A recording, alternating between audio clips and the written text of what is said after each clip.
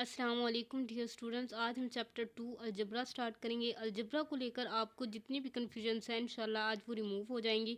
बस आपने वीडियो के एंड तक मेरे साथ रहना है।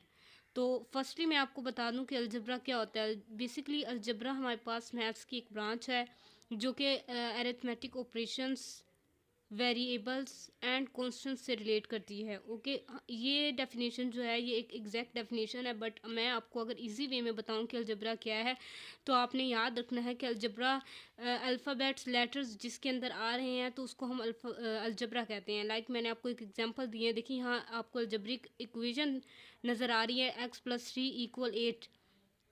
तो यहाँ देखें हमारे पास वेरिएबल आया हुआ है लेटर्स जिसको हम कहते हैं अल्फ़ाबेट्स। तो जिस भी इक्वेशन के अंदर अगर हमारे पास अल्फ़ाबेट्स आ रहे हैं तो उसको हम क्या कहेंगे कि वो हमारे पास अलजब्रिक एक्सप्रेशन है या अलजब्रिक इक्वेशन है। ठीक है, तो हमारे पास वो अलजबरा में इंक्लूड हो जाएगी। मैं अब आपको इजी वे में इसकी हर टर्म को समझाऊंगी। देखिए हमारे पास फर्स्ट पे मैथमेटिकल ऑपरेशंस है। मैथमेटिकल ऑपरेशंस हमारे पास क्या होते हैं कि इक्वेशन को हम बनाने के लिए या एक्सप्रेशन को हम जब हम बनाते हैं तो उसके अंदर जो है वो एडिशन, सब्ट्रैक्शन, मल्टीप्लिकेशन और हमारे पास जो है ये ऑपरेटर का होना ज़रूरी है। इनके बगैर हमारे पास इक्वेशन या एक्सप्रेशन जो है वो इनकम्प्लीट होते हैं।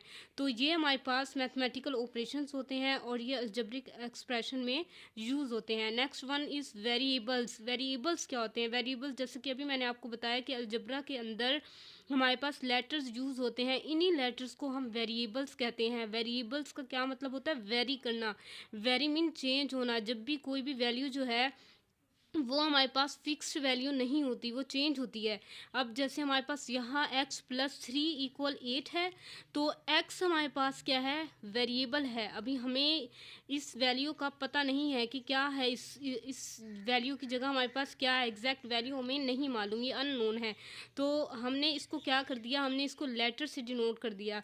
अब इसी लेटर को हम क्या कहेंगे? वेरिएबल्स। तो हम जब इसको सोल्व करते हैं तो x की वैल्यू जो है वो हमारे पास इस क्वेश्चन में कुछ और वैल्यू आएगी और किसी और क्वेश्चन में कुछ और वैल्यू आएगी। तो हमारे पास इस वेरिएबल जो है वो चेंज होता है, वेरी करता है, और इन्हीं को हम क्या कहते हैं? वेरिएबल्स कहते हैं।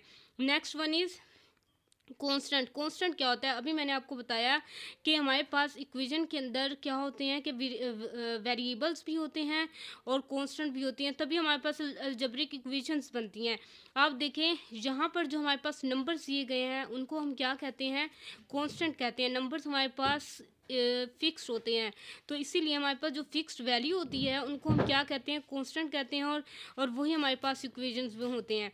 नेक्स्ट टर्म हमारे पास है कोफिशेंट। कोफिशेंट हमारे पास क्या है? कोफिशेंट हमारे पास क्या होते हैं कि इक्वेशन में हमारे पास अगर एक वेरिएबल आ रहा है तो उससे बिफोर जो नंबर है हमारे पास, न्यूमेरिक वैल्यू जिसको कहते हैं, वो ही हमारे पास जो है वो कोफिशेंट्स कहलाएगा। Like number before variable, like 2x है यहाँ पर, 2x, x से पहले जो नंबर है ना, इसी नंबर को हम क्या कहेंगे? ये कोफिशेंट है। ये अभी मैंने आपको यहाँ एग्जाम्पल बताई है, x+3 = 8 है। अगर मैं आपसे पूछूं कि इस इक्वेशन के अंदर कोफिशेंट किधर है, तो आप मुझे ये बताएंगे कि वेरिएबल से पहले जो न्यूमेरिक वैल्यू आती है ना उसी को हम कोफिशेंट कहते हैं। अब वेरिएबल x है, x से पहले न्यूमेरिक वैल्यू क्या है? जाहिर है यहाँ पे हमारे पास 1 है, क्योंकि 1x है तो 1 है, तो 1 जो है वो न्यूमेरिक वैल्यू, और इसी को हम कोफिशेंट कहते हैं। नेक्स्ट हमारे पास आती है अलजेब्रिक एक्सप्रेशन। अलजेब्रिक एक्सप्रेशंस क्या होते हैं?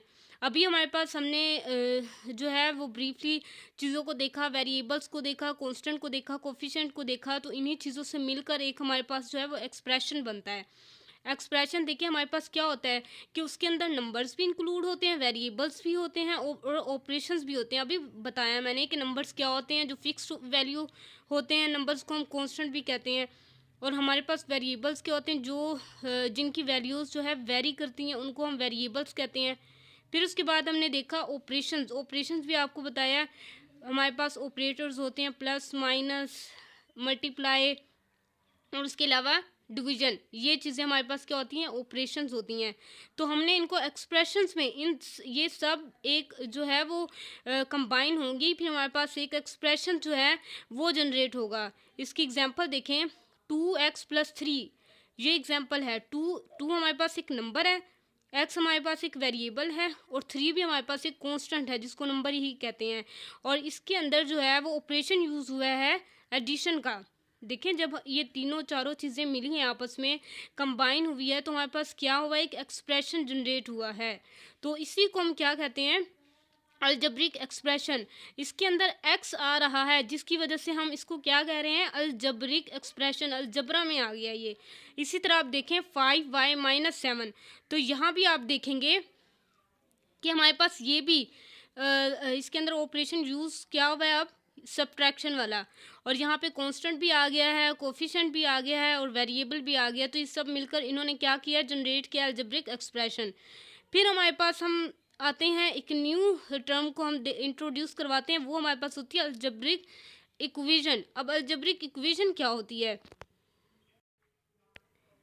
अलजेब्रिक इक्वेशन क्या होती है।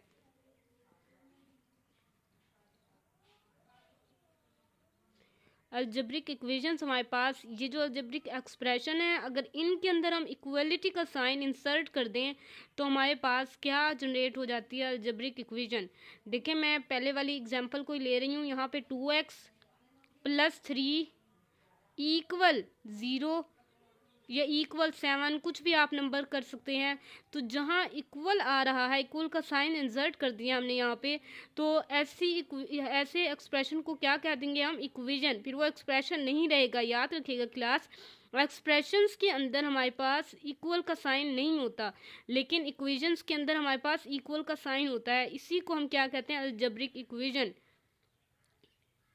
होपफुली आज का लेक्चर आपको क्लियर हो गया होगा। जो student complete syllabus and guidance के साथ पढ़ना चाहते हैं उनके लिए पेड रिकॉर्डेड क्लासेस भी अवेलेबल हैं। लाइक एंड सब्सक्राइब करना मत भूलिए। मिलते हैं नेक्स्ट वीडियो में। फी मानिल्लाह।